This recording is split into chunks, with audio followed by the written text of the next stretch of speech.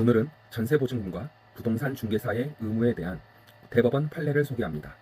많은 분들이 전세계약을 체결할 때 가장 크게 걱정하는 부분, 바로 보증금을 돌려받을 수 있느냐 하는 문제일 텐데요.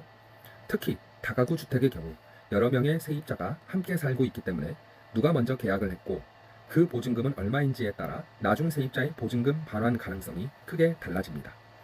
이번 사건의 원고, 즉 세입자는 2018년 4월 27일 대전의 한 다가구 주택에 보증금 9천만 원으로 전세계약을 체결했습니다.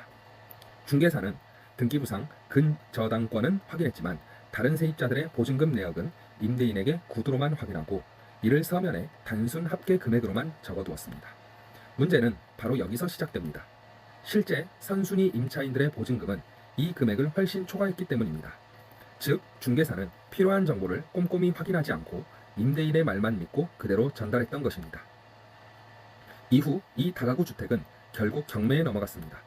감정가는 약 15억 8천만 원이었지만 실제 낙찰가는 그보다 낮은 약 12억 원 수준이었습니다. 경매가 진행되면서 드러난 사실은 충격적이었습니다. 세입자보다 먼저 들어와 있던 임차인들의 보증금 총액이 중개사가 확인서에 적어둔 6억 원을 훨씬 초과했던 것입니다. 즉, 원고가 계약할 당시 이미 주택은 보증금 반환 위험이 매우 높은 상태였던 것입니다.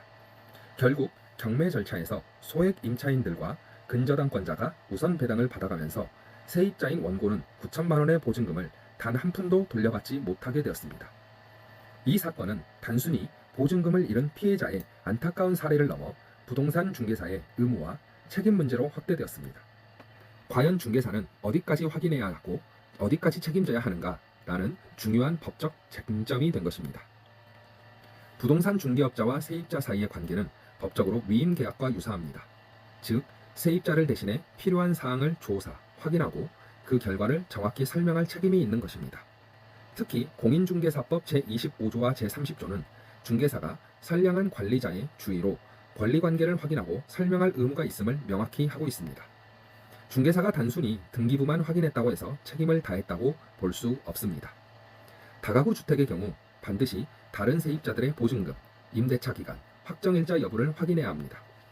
만약 임대인이 자료 제공을 거부한다면 그 사실 자체를 문서에 명시하여 세입자가 위험을 인지할 수 있도록 해야 합니다.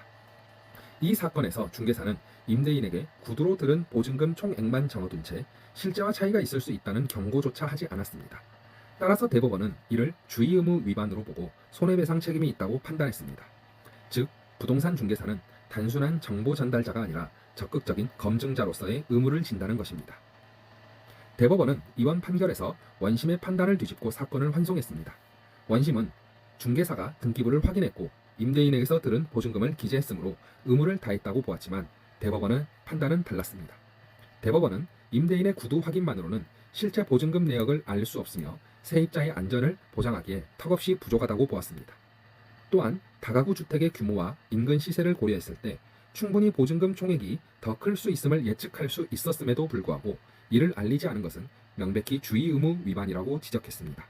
즉, 대법원은 중개사가 위험을 알면서도 이를 회피하거나 축소해서 설명했다면 이는 선량한 관리자의 주의 의무를 저버린 것이고 결국 세입자의 손해에 대한 배상 책임을 져야 한다고 판시한 것입니다. 이번 판결은 단순히 한 사건을 넘어서 우리 사회 전체에 중요한 메시지를 던집니다. 첫째, 부동산 중개사는 이제 단순히 임대인의 말을 전달하는 역할이 아니라 적극적으로 정보를 검증하고 불확실한 부분은 명확히 고지해야 한다는 점입니다. 둘째, 세입자 역시 중개사의 말만 믿지 말고 직접 보증금 총액, 선순위 임차인 현황, 확정일자 부여 내역을 확인해야 한다는 점입니다. 다가구 주택은 특히 위험성이 크기 때문에 조금만 방심해도 보증금을 한순간에 잃을 수 있습니다. 따라서 이번 대법원 판례는 중개업계의 경종을 울리고 앞으로는 더 철저하고 투명한 중개 관행을 만들어가는 계기가 될 것입니다. 멋쟁이 토마토 채널에서는 앞으로도 중요한 판례와 해석을 알기 쉽게 전달해 드리겠습니다. 시청해 주셔서 감사합니다.